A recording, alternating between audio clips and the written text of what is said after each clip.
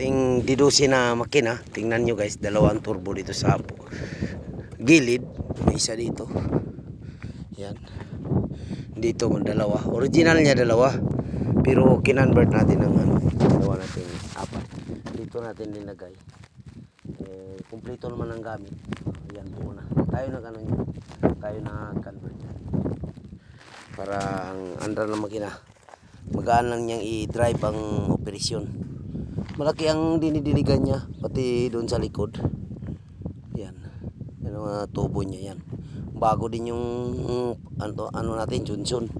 Yung gear na para panghila sa tubig. Yan. Ito lang, tangke niya, isa lang. Tangke ng diesel. Oh.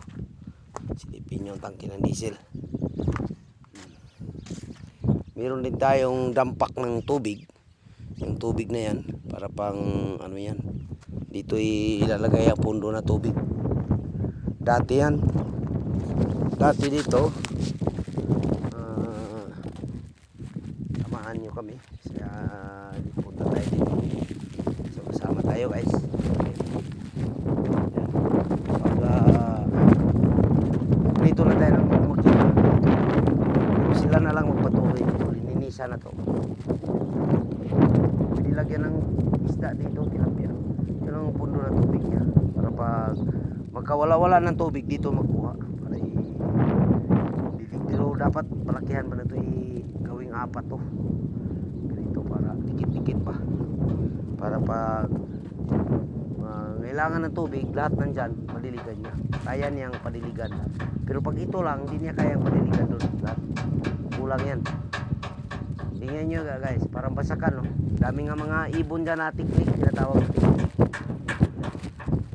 Ito guys, diba? Makina natin na inikutan natin ngayon para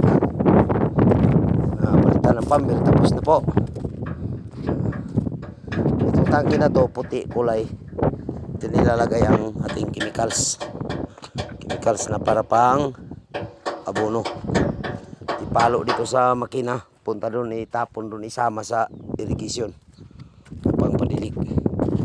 Okay, tingnan natin habayan ang ating video hanggang 3 minutes lang para medyo madali lang panoorin sa ating mga viewers. Okay, dyan lang.